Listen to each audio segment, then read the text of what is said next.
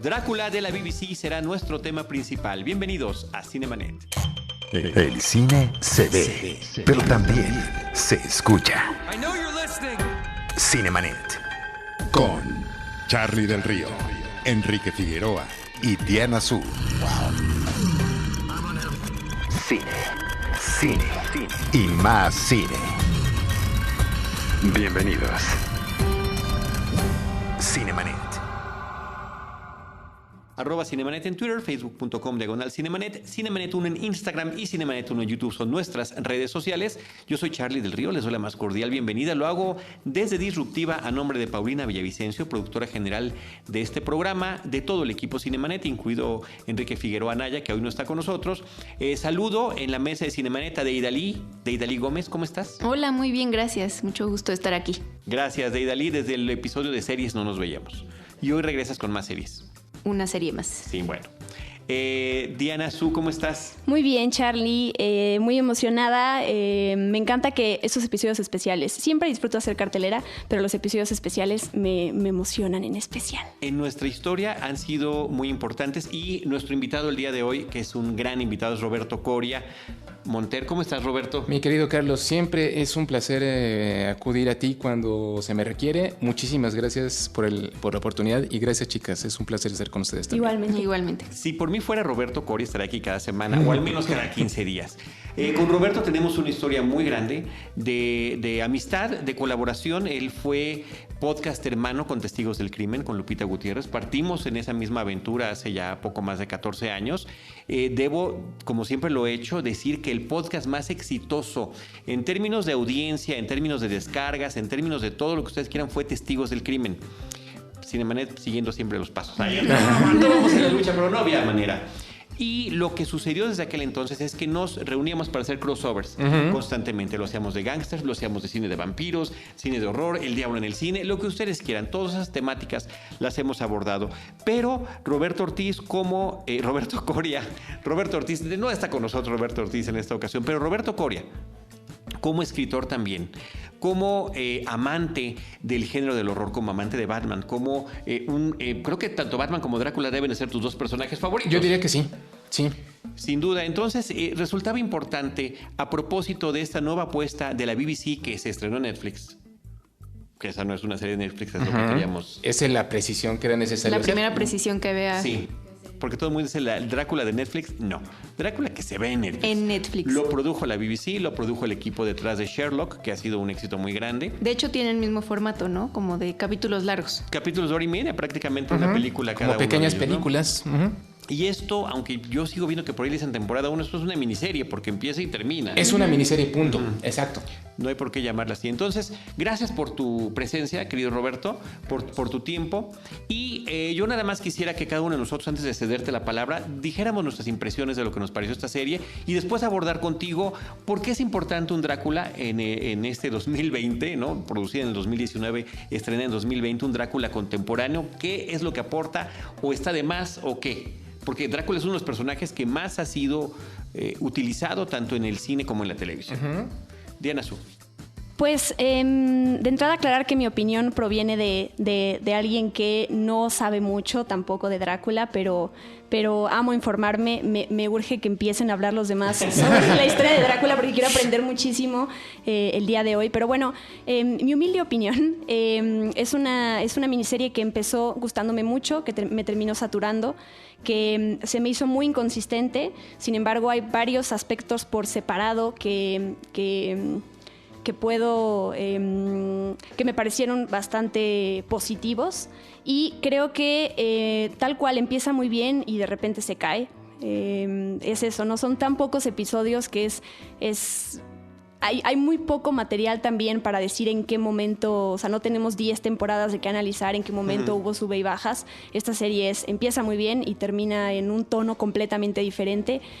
Bueno, esa es mi percepción, ya me dirán qué opinan, pero pues me decepcionó la verdad. Además, no hemos mencionado los creadores, si bien el personaje es de Bram Stoker, están detrás de esta serie específicamente Steven Moffat y Mark Gatiss, que son los creadores de Sherlock, de la serie con Benedict Cumberbatch y con Martin Freeman. Martin Freeman. Y bueno, los nombres hoy. Han escrito varios episodios de Doctor Who, entre otros títulos, así que son hombres que a mí me admiro bastante. Y bueno, esta me decepcionó, la verdad. Ok. ¿Deidali? Yo me pregunto para quién iba dirigida esta serie. O sea, como que siempre estoy como en estas teorías de que escriben los guiones de alguna manera pensando en qué público las va a ver. Específicamente lo que tú decías, no sé en qué momento se me cayó. Yo sí sé en qué momento se me cayó la serie.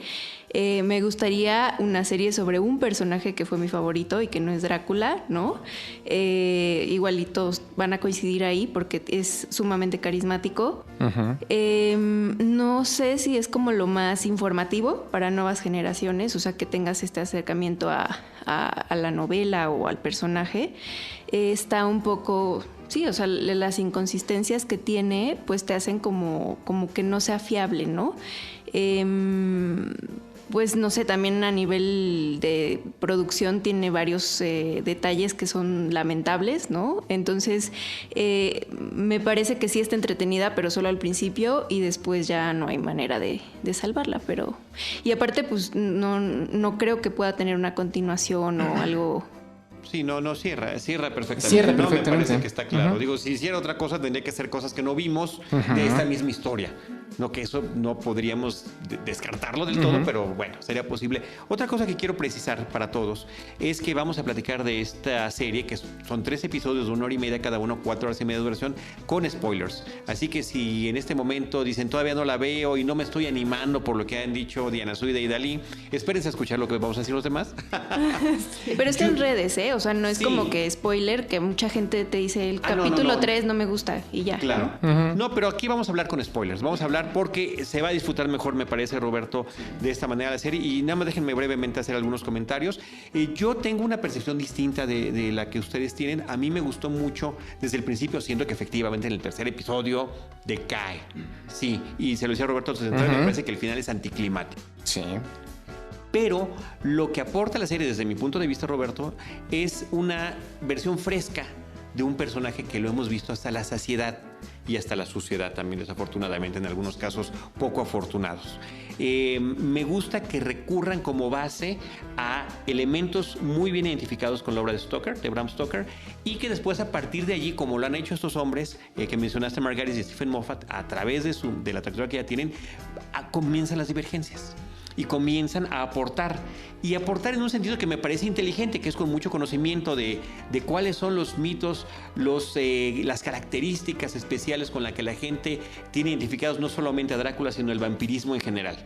Esa es la parte que me agradó muchísimo. Por otra, las aportaciones que tiene en términos de cambiar el sexo de algunos de los personajes, incluso el nombre. Y que no se ve mal, o sea, porque... Y que se ve increíble. En algunos casos actualmente se hace por cumplir con una cuota de género. O sea, y que eso se ve forzado. Exacto, se ve forzado y yo diría que hasta indeseable. Pero aquí no cansa. Parece que es muy interesante. El clásico cazador de vampiros, Abraham Van Helsing, ahora es mujer, se llama Agatha Van Helsing y es una monja. Y el hecho de que durante mucho tiempo en Europa principalmente, pero en el resto del mundo, justamente son las religiones las que acaparaban el conocimiento, queda claro que una mujer con dudas en su fe, que podría o no a través de esto que va a vivir cambiar, pero ligada a la ciencia, como es una es el pensamiento mujer, crítico, sí, ¿no? Sí, totalmente crítico, sea la que tome este papel. Me pareció eso una aportación muy interesante.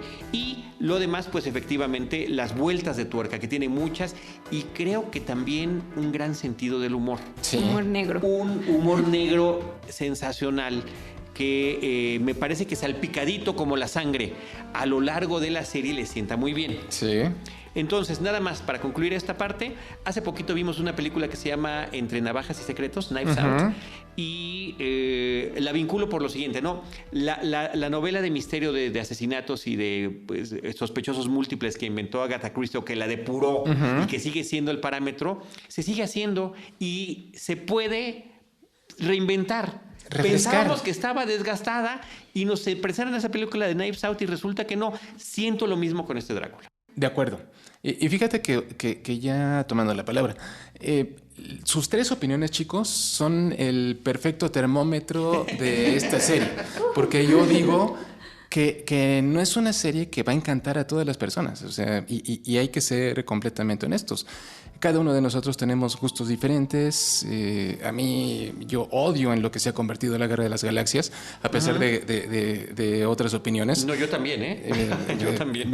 Vaya, todos tenemos gustos distintos, así que todos son respetables. Pero dicho esto, yo siento, como dice Carlos, que Drácula lo que hace es aportar sangre nueva, refrescar a una figura conocida hasta la sociedad, la saciedad, sociedad, me gustó muchísimo eso, lo robaré para alguna de mis clases.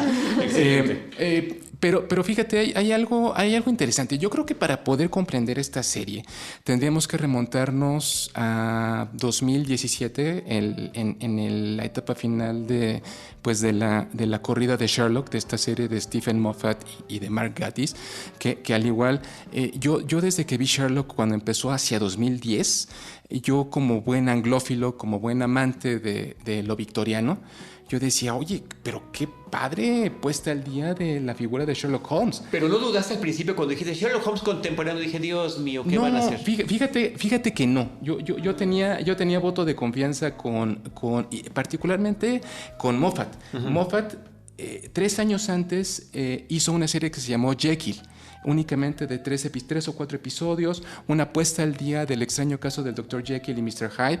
Ahí me demostró su profundo respeto por toda la literatura victoriana.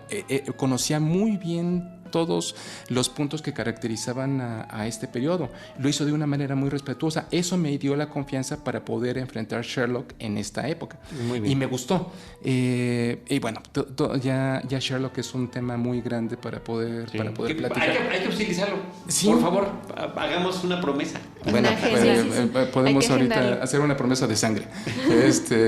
Pero bueno, yo sentía confianza al ver a los dos nombres involucrados, nuevamente a Moffat y a Mark Gatiss, que en la serie también es Mycroft Holmes, Mycroft Holmes delgado.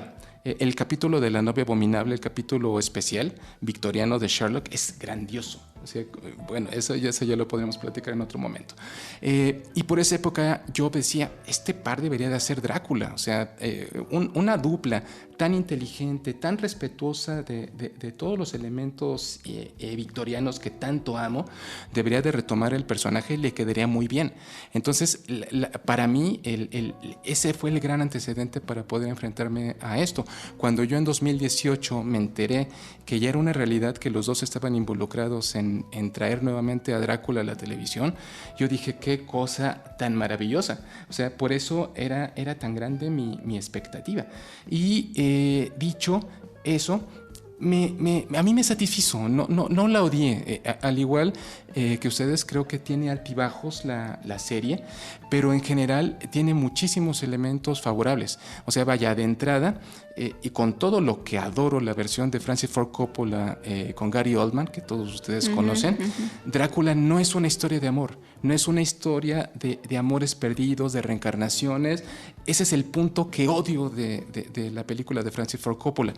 Y sin embargo la perdono por todos los demás aciertos que tiene. La narración epistolar, el contenido sexual subyacente, el respeto a los personajes. Por ejemplo, a Quincy Morris, el millonario tejano que se convierte en el gran paladín de la historia, siempre lo olvidaban, nunca aparecía. Y en Coppola sí aparecía.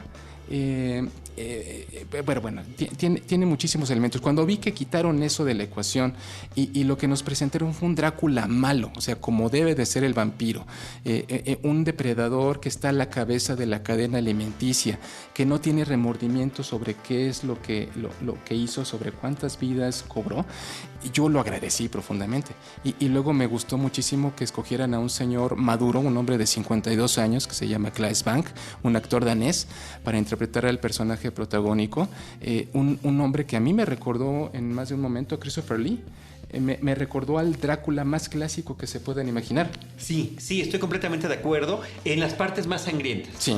En las partes más sangrientas, inclusive la estética de la casa Hammer me parece que se repite, que eran las producciones inglesas de los 50s, 60s. 57, 60, sí. Y por otra parte, a mí me recordó en su actuación a Pierce Brosnan. Sí.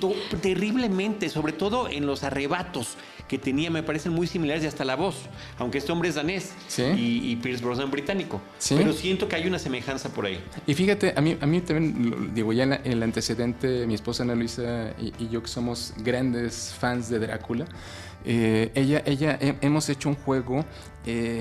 ¿Cuál sería el reparto si hubieran hecho a Drácula aquí en México en la época de oro del cine nacional? Digo, tenemos todo un cast que podría ser el tema de otro momento. Pero nos preguntábamos, ¿quién haría Drácula? ¿Quién hubiera hecho a Drácula en esa época? Y yo siempre había pensado que Juan López Moctezuma. Pero no, ella dice, no, yo pondría a Ricardo Montalbán. El Ricardo Montalbán de esa época. Es del estilo de... Es del estilo de Claes Bang. Por eso ¿Arturo de Córdoba no hubiera quedado bien como vampiro? No figuraba en el cast, pero luego eso... Digo, en los finalistas ni nada, ¿no? No, ni en los finalistas. No, yo tenía una propuesta muy en la línea de la comedia ranchera, con número musical, con Pedro Infante, con Jorge Negrete. Bueno, es una cosa abominable. Me suena como una película de animación en progreso. Estaría muy divertida, pero bueno. Y regresando concretamente a este caso. Tú lo dijiste muy bien, salpicado de humor negro, un humor que a mí me recordó mucho en muchos momentos a Sherlock. ¿Se acuerdan ustedes que Sherlock, cuando le dicen, ahí viene el psicópata ese? Y dice, no soy psicópata, soy un sociópata muy funcional. Este humor semejante a mí me gustó mucho. El momento en el que Drácula le dice, más bien Jonathan Harker le dice a Drácula, eres un monstruo. Y Drácula le responde, ¿y tú, abogado? Nadie es perfecto. Sí. No, el humor de Agatha, del personaje de Agatha, es lo que se gana definitivamente, para mí, toda la serie. O sea, sin ella yo no hubiera seguido viéndola. Hay chistes, por ejemplo, anoté yo uno cuando le dice, usted es un hombre inglés, ¿no? Y le dice, es una combinación de presunciones sin comparación, ¿no? Entonces, esa agudeza a mí me conquistó completamente. Por eso precisamente sé que en el momento que ella deja de aparecer, ¿no? Es donde yo digo, ¿ahora qué, no? O sea, ya no quería como... Estaba muy emocionada cuando ellos ya estaban juntos a ver qué iba a suceder, y cuando ella deja de aparecer ya... cambió completamente para mí el sentido de la película. Yo me enamoré del personaje de Agatha, me súper enamoré. Me encanta que sea una sorpresa para el público el descubrir quién es esta monja que está interrogando a Jonathan Harker. Aquí la variedad es esa, ¿no? Está en un convento, está deformado, lo están entrevistando dos monjas y poco a poco descubrimos, me parece que hacia el final del primer episodio, que ella se apellida Van Helsing. Sí, que ya entendemos cuál es el propósito de su Pero más allá, ¿cómo le lanza inmediatamente la pregunta inquietante? ¿Usted ha tenido relaciones sexuales con el conde Drácula? O sea, y eso es un componente importantísimo en la novela. Drácula es bisexual, ¿no? O sea, por lo que entendí. No, Drácula, de acuerdo a una declaración que no sé si la vieron de Steven Moffat, no, dicen es biomicida. O sea, él se puede comer, ¿no? Él lo hace por alimentación, no hay un factor de sexualidad involucrado en esto. Es como cuando ustedes comen res, no van a preguntarse si era una vaca o si era un toro. Mata parejo. O sea, como dijo, las sangres son vidas. Pero sí queda sugerido, queda muy sugerido. Sí, porque en el barco, como que tal vez para atraer a su presa, ¿no? Pero estaba coqueteando con los chicos gay. O sea, entonces a mí por eso me dio esa impresión de que era bi. Pero ¿no? También con ellas, ¿no? Yo siento como el coqueteo de ambos lados.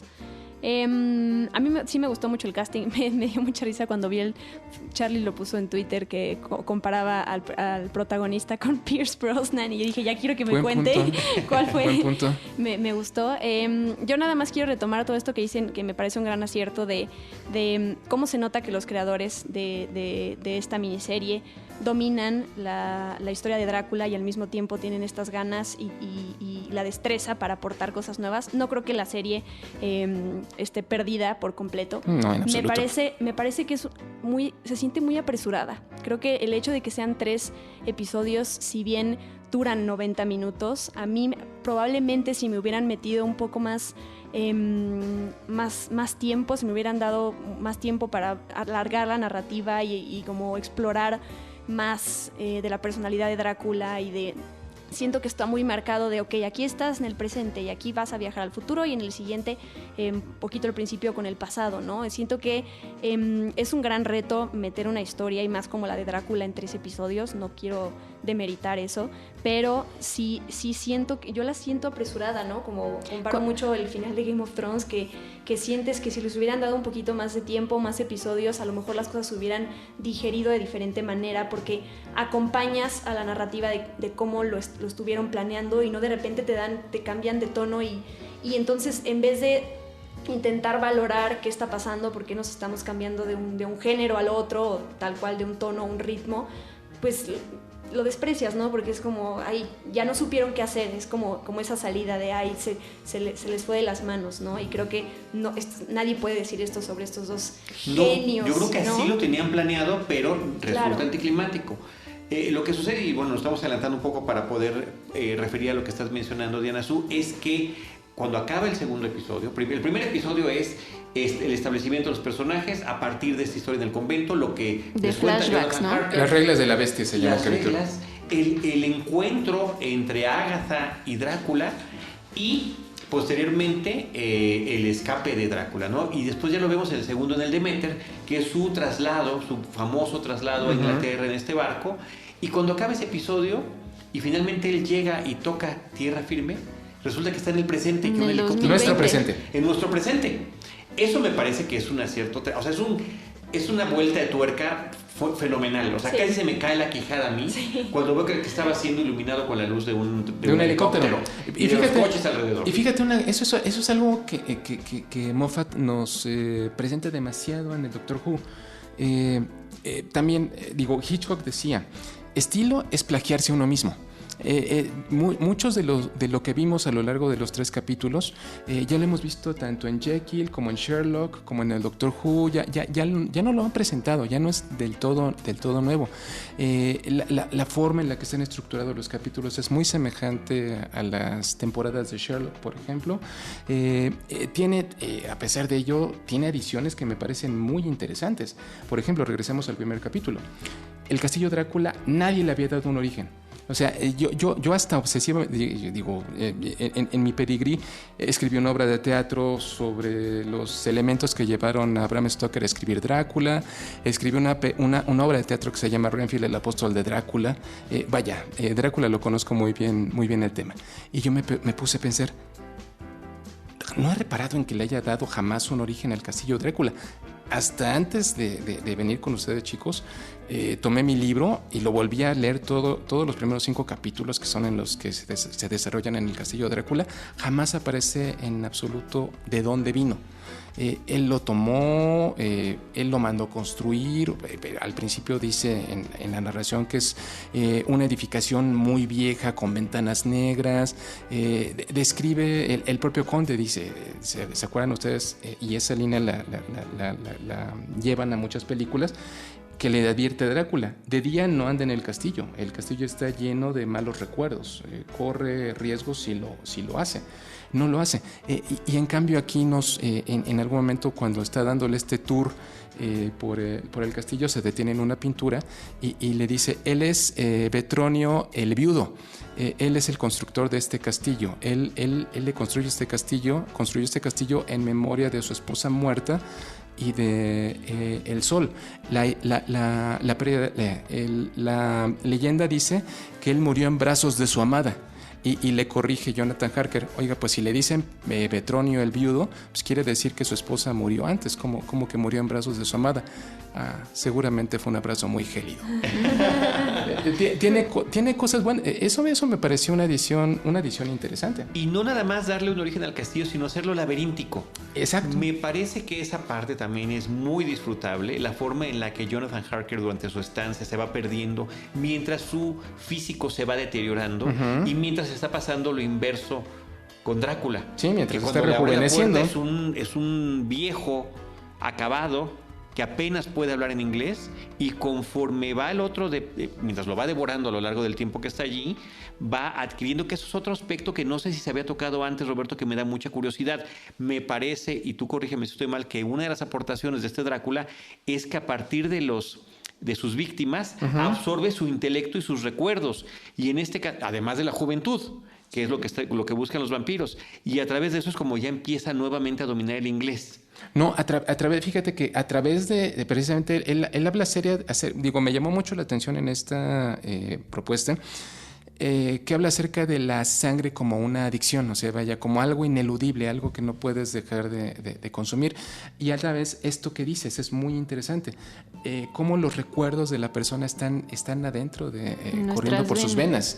Eso está muy padre. De hecho, la intro es de glóbulos rojos, ¿no? O sea, tiene toda esta conexión. Y también en las películas, en algunas tiene esta alusión específica a que ahí está la información, ¿no? De uno. Yo tengo un dato curioso sobre el castillo que aparece en la serie, en la miniserie, y es que las tomas de exteriores del castillo se hicieron con un castillo que se llama Orava. Que está en Eslovaquia, que es el mismo que aparece en Nosferatu. En Nosferatu, en los exteriores. De 1922, así que... Y eso es otra cosa que quería preguntar. O sea, ¿cómo se ve esta miniserie que se estrena casi 100 años después de Nosferatu, ¿no? O sea, ¿cuánto hemos avanzado o no en este tema, ¿no? En la técnica narrativa. No, y fíjate que también eso precisamente, este dato anecdótico es muy oportuno porque la serie está salpicada de muchos elementos relacionados a la mitología del vampiro en el cine. Y yo diría del horror en el cine, porque ustedes seguramente detectaron en el tercer capítulo cuando el doctor Seaworth, este psiquiatra, está preparándose en su cuarto, se está arreglando.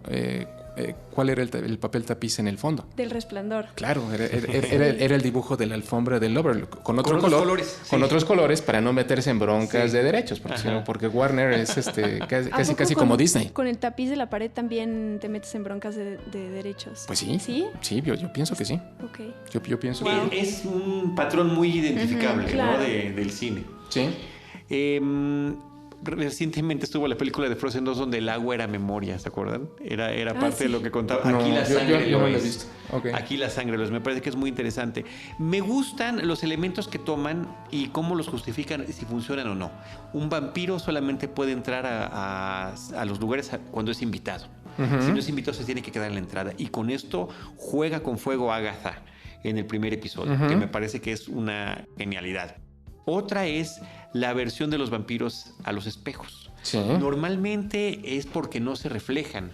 Y aquí resulta que sí, pero funciona como el retrato de Dorian Gray, porque se ven como realmente son.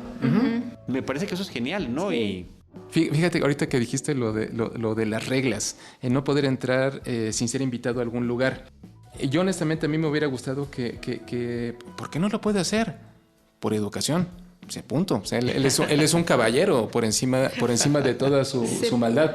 No, tiene tantos buenos elementos. Otra cosa que a mí me gustó mucho, Carlos, chicas, es, dentro de estos cambios, el Demeter es un barco carguero, o sea, en la novela de Bram Stoker. Aquí lo hicieron un barco de pasajeros. Y me gustó cómo funcionaba. ¿No? Sí, bueno, llevaban carga, pero fundamentalmente llevaban también pasajeros. Y pasajeros fifís, además. Exacto. Y además me gustó eso de que lo que le dice Drácula. El viaje de aquí a Inglaterra son 4 semanas. ¿Qué iba a hacer? ¿Meterme en una bodega, en una caja de tierra y perderme todo? Pues no, está mal. Claro, burlándose de todas las versiones previas, ¿no? Tiene muchas cosas. Y el hecho de que lo agarre como un entrenamiento para lo que él espera encontrar en Londres. Esa diversidad cultural, ese tipo de personajes fuera de los campesinos que no le aportan nada de lo que él está esperando, como simple alimento nada más. Como dice, the people right here has no flavor. Y le dice, quiere decir carácter, ¿no? Pues porque flavor por el juego con el sabor. Sí. Digo, los campesinos ya le habían aburrido seguramente como hábito alimenticio en su natal Transilvania. Sí era sabor, a lo que él se refería. Sí. Y el hecho de que, por ejemplo, cuando quiere entablar conversación con la mujer que habla alemán, se tiene que comer un alemán. Para poder entenderla, sí. Y además decir, somos lo que comemos. Eso es muy bueno. ¿No? Ese sentido del humor permanente a lo largo de la serie es una de las cosas que más me motivaba, ¿no? Sí, la gente de aquí le tiene miedo a la muerte, no sé por qué. Tiene muchos momentos afortunados. una añadidura que hicieron en cuanto a lo del reflejo tiene que ver con las selfies, ¿no? O sea, el personaje de Lucy puede verse como es hasta que se toma la selfie, claro. ¿cierto? O sea, es como parte de las cosas. Y lo que decía Diana hace rato, que era la narrativa apresurada, yo creo que también hubo personajes de los cuales no pudimos disfrutar, o sea, que fueron como tan por encima, empezando, bueno, para mí Lucy fue como un poco por encima, ¿no? O Mina. O sea, siento que les hizo falta también un poco conocerlos.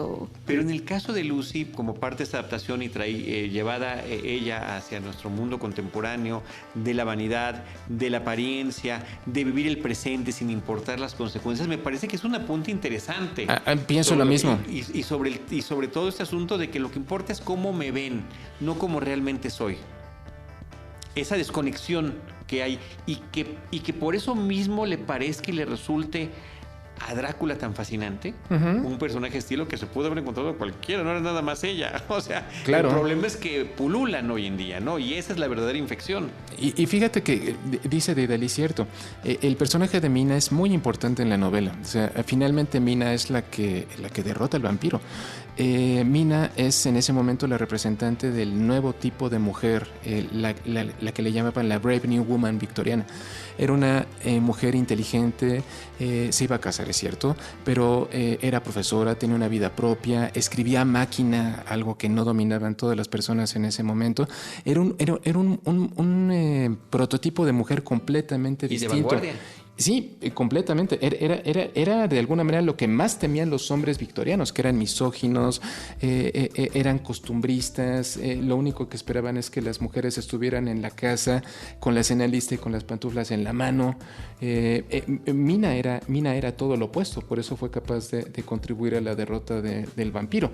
Y aquí en este caso fue nulificada. O sea, cuando se entera de que el prometido Jonathan es un vampiro en potencia, pues corre como mujercita desvalida y como que no toma el control de la situación. Eso fue lo que de las cosas que yo le pondría chocante. O como que lo acepta, no importa las consecuencias, que me parece que también resulta un poco tétrico. Triste, pero todos estos valores originales de Mina al final los terminan trasladando a Agatha. Sí. Me parece que ahí es donde está finalmente el respeto al espíritu original del libro. Necesitamos una mujer fuerte, bueno, ya no es Mina, porque Mina está en esa circunstancia, que también es una gran vuelta de tuerca, que la segunda supuesta monja era ella todo Mina. ese tiempo para demostrar que que Jonathan Harker, después de lo que había vivido con Drácula, había perdido hasta la memoria. Que se lo había chupado completamente el vampiro. Y por ejemplo también algo, bueno, ya dije lo del castillo, ya dije lo del Demeter. Finalmente, ya en la época contemporánea, Quincy Morris, para mí es el gran héroe de la novela. Él con Jonathan Harker, con sus cuchillos Kukri de Harker y Bowie de Morris, son los responsables de matar al vampiro, en pocas palabras. Y aquí en este caso Quincy Morris nada más lo pusieron nada más por encimita, como un chavito, eso sí, un millonario tejano, joven y bonito, que estaba nada más divirtiéndose ahí en la vida nocturna junto con Lucy. No apareció más allá el personaje. El Dr. Seward vuelve a aparecer. Renfield. Sí. A ver, hablando de eso, me parece que también resultó interesante cómo lo traen a esta versión. Eso es lo interesante, algo de lo interesante. Spoiler otra vez. Sí, todos son spoilers. Ya lo saben. Drácula tiene ya en nuestro presente contratado servicios legales, o sea, tiene asesoría legal. Y resulta que su abogado se llama Renfield, que es yo le llamo el apóstol de Drácula. Es el loquito que en la novela está al cuidado del Dr. Seward en el manicomio. Aquí es un abogado que está encarnado por el propio Gatiss. como que tiene siempre la tentación de meterse de personaje en sus historias. Sí, y estuvo interesante cómo lo traen. Sí. No había reparado que no aparecía Renfield en esta versión hasta que... Y es el propio Mark Gatiss que me parece que es sensacional que lo haya hecho. Divertido. Y, al igual que sus versiones anteriores, pues está enloquecido, él solamente quiere servir al maestro y está muy chistosa esta escena también que se supone que está llenando un crucigrama. La respuesta decía monstruo creado a partir de no sé qué, que la respuesta era Frankenstein y le pone Drácula. Y cuando te fijas en el crucigrama todo dice Drácula, ¿no? Sí. Porque Drácula es su maestro. Así. Drácula es su amo. Lo que siento yo, que lo platicamos también antes de entrar a la grabación, es que en ese tercer capítulo, cuando llega esta emoción tan grande de que están en el presente y después ves el capítulo del presente y dices, chin, se perdieron tantas oportunidades que había para aprovechar al personaje en la época contemporánea. O sea, es muy divertida la parte donde empieza a aprender que es un refri, que es un teléfono, ¿no? Está padre eso, pero sí no lo explotan, ¿no? Y la solución que le dan a su encierro es muy fácil o muy... no sé, o sea, no tiene mucha lógica, ¿no? No, y al final, chicas, que todo se resuelva diciendo que su aversión, su temor a morir, eso lo reduce a un vil cobarde. O sea, vaya, a todos en algún momento nos va a suceder. Como un hombre que digo, algo que Bram Stoker nunca hace, le da un pasado jamás le da un pasado a su vampiro. O sea, sabemos a través de su amigo Arminius de la Universidad de Budapest, que se basa también en un personaje histórico, Arminius Bamberi, que fue un noble que combatió contra los turcos en defensa de su tierra. El empalador. Vlad el Empalador, Vlad Tepes. Y digo, un hombre que ha conocido la batalla, que en su vida mortal enfrentó la muerte de todas las maneras posibles, que al final le tuviera miedo a la muerte, como que no me gustó, como que deslavó completamente el espíritu del personaje. Sí, a eso me refería yo cuando hablábamos de este final anticlimático. Porque otra parte también de las vueltas de tuerca es que en el mundo contemporáneo, que primero hubiéramos pensado que tal vez hubiera sobrevivido Agatha porque ya había sido su víctima y que hubiera vivido todo este tiempo y se estaba preparando para su llegada, pero no, resulta que es una descendiente. Zoe es la se misma llama. actriz, tiene otro nombre, Zoe, si no me equivoco. Dolly Wells se llama la mujer. Van Helsing. Ya. Y así la actriz, sensacional, sí. magnífica, magnánima ella, me encantó, me fascinó. Y que tiene un personaje por ahí en la de Chernobyl. Y en la de Podrás Perdonarme, ¿no? Mira, sí. claro. De veras en Chernobyl sí sale, sí es cierto. Y que sea un personaje con cáncer y que el vampiro no pueda comer a alguien que tiene esa enfermedad. Me parece que también resultó muy interesante y que lo combinan al final, ¿no? Con ese enlace que hay, que finalmente él se entrega, ¿no? Y la otra que creo que tampoco no sé si se había tocado, también es pregunta. El hecho de que si te está chupando la sangre el vampiro, si te está mordiendo el vampiro Drácula, tú alucinas en ese momento. Porque servía como un narcótico y por eso Lucy se vuelve adicta, ¿no? Que normalmente esta adicción como que de una forma clásica era con el sexo. Sí. ¿No? Y aquí lo llevan a otro nivel distinto. No, y de hecho alucinógeno, literalmente. Y de hecho es parte del contenido sexual subyacente de la novela. Cuando Lucy describe uno de sus primeros encuentros con Drácula, cómo se le está comiendo en pocas palabras. La narración que ella hace dice, de pronto me sumergí, sentí que la cabeza me zumbaba, de repente sentí como si me sumergiera en aguas verdes, profundas. O sea, lo que estaba describiendo era un orgasmo. Y de alguna manera el vampiro tiene ese poder para penetrar y alterar la percepción y los pensamientos de sus víctimas. Y está retratado perfectamente aquí. Sí, me parece que es una forma de hacerlo interesante, como es esta película. Casi cada episodio parece una película. Tiene, ¿no? calidad, tiene calidad cinematográfica. Yo me pongo a pensar, y eso lo volví ahora que vi de vuelta el primer capítulo para tenerlo fresco, que era lo que quería hacer, que por cierto me gustó más que la primera vez. Pero la primera escena que dice Hungría 1897. Técnicamente, la novela se publicó en 1897, la tercera semana de mayo. Pero si nosotros nos vamos a los calendarios de la época, como lo estudió Leonard Woolf en su libro, los eventos se desarrollan más o menos hacia 1890. Pero bueno, vamos a concederle el beneficio nostálgico de que fuera en 1897. Y de poner esa fecha por esa razón, ¿no? Pero parece como de Video Home el acercamiento, esta toma, cómo se va acercando al castillo, se ve muy mal. O sea, y la verdad a mí no me gustó la caracterización del vampiro, no, Drácula envejecido. O sea, ni siquiera la peli de los 90 creo que se ve así. O sea, sí se ve. Yo creo que tenemos muy presente los pelos de Gary Oldman, este peinado enorme. Mi hijo le dice el Drácula del cabello de Pompis. Que tiene mucha razón. Sí. Eso es bueno. También se lo robaré. Sí, por favor. Por favor. Y sí, digo, tiene muchos puntos flacos la serie, pero creo que triunfan todas las demás cosas. Sí, yo un acierto que digo, ya lo mencionaron en varias ocasiones, pero que yo quiero hablar a partir de una escena, que es cómo empieza el segundo episodio, que la serie está llena de momentos como de qué rayos, momentos de what the hell, qué está pasando. Uh-huh. El final de cada uno de los episodios es un cliffhanger que te obliga a querer seguir viendo la serie. Pero cómo empieza el segundo episodio en donde Agatha está platicando con Drácula y están jugando ajedrez y dices, ¿qué? Ajá. ¿Cómo? ¿Por qué? ¿En qué momento? ¿Qué está pasando? Y que hasta la mitad o hasta más allá de la mitad del episodio entiendes qué está pasando. La serie está llena de estos momentos uh-huh. que son los que te regresan y que te atrapan. Y que dices, ¿cómo? En este momento en donde Agatha le dice, ¿tuviste sexo con Drácula? Es otro que dices, ¿qué? ¿Qué sí. está pasando? ¿Escuché bien? ¿No? Como esa es la reacción, ¿no? Eso fue lo que yo más disfruté. Si bien ya no me gustó el desarrollo de cuando te explican algunos de estos momentos de por qué estaban sucediendo, sí me gustó como pues se me hacen arriesgados y que funcionan, ¿no? Muy arriesgados, en particular en la transición entre el primero y el segundo, porque acaba en que aparentemente iba a ser una víctima inminente, Agatha, que finalmente lo es. Mina se supone que la deja ir mientras estaban muriendo el resto de las monjas por las bestias, ¿no? Que está también el dominio de las bestias, esa es su transformación en perro, uh-huh. que también me parece que funciona. Cómo domina los elementos, cómo va en el segundo capítulo que va en el Demeter y abre la boca. Lo de la niebla. La niebla que los iba siguiendo todo el tiempo.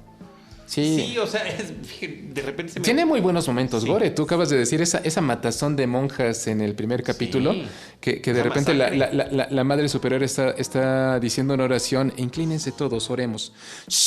Sale el vampiro con su espada y con la cabeza de la monja en una mano. Tiene muy buenos momentos. Ese momento de cuando le dice, manifiéstate, preséntate, no seas cobarde. Cómo sale del lobo, me recordó mucho a Roma Santa de Paco Plaza. Tiene esta comunión con las criaturas de la noche, cómo controla a los murciélagos, por ejemplo, que le dice la hermana Agatha, oiga, no puede quitar a los murciélagos, hacen demasiado ruido, y ya los manda a dormir. Sí. O utilizar la piel de Jonathan Harker, sí. que me parece que es otra de las partes que también y fue una sorpresa, ¿no? Sí, claro, insisto, sorpresa tras sorpresa, los momentos crípticos, el que estuvieran aparentemente inconexos en un principio, ¿qué pasó? A ver si se quedó en esta parte, ¿por qué están ahorita jugando ajedrez? O sea, ¿qué me perdí? Es más, me faltó un episodio. Sí. Me daban ganas de regresar, me brinqué uno sin querer. Entonces me parece que todo eso es favorable. No sé si tengas, de Idalia, algún comentario final. Pues que mi conclusión es que esta serie de la BBC en Netflix, ¿no? Exacto. Que al final está para muchos públicos, nos puede servir pues para regresarnos a otros trabajos valiosos sobre este personaje, ¿no? Revisitarlos. Pues hay bastantes que valen mucho la pena y creo que con eso me quedo. Muy bien. Diana Su. Sí, yo me quiero quedar con las cosas buenas que aporta. Creo que en esta época en donde estamos plagados de spin-offs, precuelas, nuevas adaptaciones, porque ya no les quieren llamar remakes, ¿no? Ya es más bonito decir nuevas adaptaciones. Uh-huh. El que estemos ante una nueva adaptación, que la esencia del personaje y de la historia esté, pero que se aporte, es completamente válido. Yo creo que las historias 100% originales que de verdad nunca se le pudo haber ocurrido a alguien, no existe, ¿no? Todo el mundo agarra cosas que le inspiraron de otros lados y me parece completamente válido. No es para nada ni plagio, ni falta de inspiración, ni nada de esas cosas. Yo me quedo con esto, ¿no? Con estas aportaciones diferentes. Lástima, a mí sí se me hizo apresurada. Probablemente, como dijo Deidali hace rato, hablando de los personajes, si hubiéramos tenido más tiempo para explorarlos, para acercarnos a ellos, creo yo que se hubiera resuelto mejor. Pero sí sigo esperando más contenidos de estos dos muchachos. Sí, porque qué bien lo hacen, la verdad. Y ver qué personaje ver escogiendo Garys, que eso me parece que está sensacional.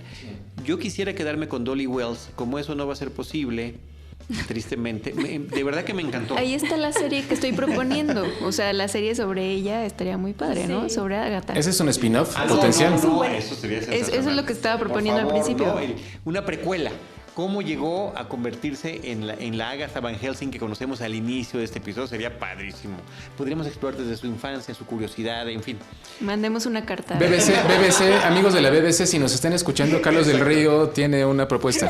Y de Idali. Sí. No, pues sí me quedo con lo fresco que me resulta una nueva versión. Una nueva versión que sí llega a aportar y que lo hace con respeto al original, con variaciones y con sentido del humor. No puedo pedir más. Sí. Bueno, sí puedo pedir más. Que hubiera acabado bien el tercer episodio, por supuesto. Sí.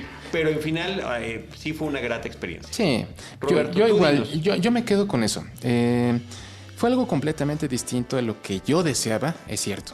Yo pienso que Drácula, que es un libro que yo amo tanto y que tantas cosas buenas me ha dado, yo pienso que se merecía algo mejor. Pero lo que tuvo no fue decepcionante. Eso sí quiero ser muy enfático. Yo conozco a muchas personas que dicen que no, que qué asco.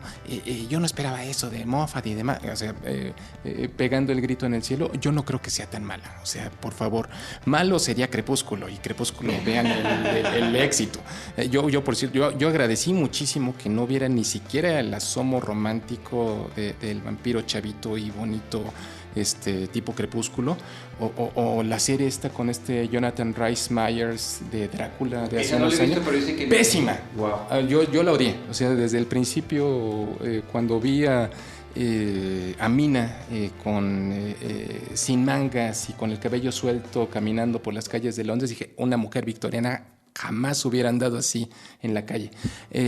Pero en este caso concreto creo que el respeto estuvo presente y la fidelidad a los productos que ellos nos han entregado en otros momentos y que tanto hemos querido, o al menos yo, están ahí. Y yo creo que al final lo que demuestra la miniserie es que Drácula tiene muchas vidas. Es una creación que tiene más de 120 años de haberse publicado por primera vez y sigue completamente fresca. Se agradece el back to the basics, el regreso a lo básico. Y yo pienso que Drácula tiene tantas vidas y todavía nos van a quedar muchas que ver en el tiempo que nos quede de existencia. Pues muchas gracias, Roberto. Y tener un vampiro que mande mensajes de texto con emojis de Drácula eso es muy bueno. No tiene precio. Sí. Eres muy amable. Te Carlos. Agradecemos muchísimo de parte de todo el equipo que nos has acompañado una vez más, Roberto Coria Monter. Carlos del Río. Qué gusto. Y bueno, gracias. ¿Redes sociales quieres mencionar? Yo estoy en @rcoriamonter, ese es mi tuit oficial, y de Horroris Causa, que también fue un podcast que inició en la última época de Frecuencia Cero, pero que se convirtió en un programa de radio en UAM 94.1 de FM los días miércoles, aprovechando el comercial. Por supuesto. A las 10 de la noche. 11 de la noche. Bueno, en UAM Radio 94.1 es @Horroris, la cuenta oficial de Horroris Causa, donde comparto micrófonos con otro asiduo de Cinemanet, que es mi amigo Antonio Camarillo. Así es. Y Pablo Guisa, el director de Mórbido. Ahí estamos el triunvirato del horror analizando esas cosas en el cuadrante. Estupendo. Muchas gracias, Roberto. Gracias, Carlos. Diana Su. Yo me encuentran en Twitter y en Instagram como @_DianaSu y les agradezco a todos la plática, el aprendizaje sobre todo y que se repita con otro tema. Sí. Con un día donde yo sepa más y pueda aportarle algo a Roberto.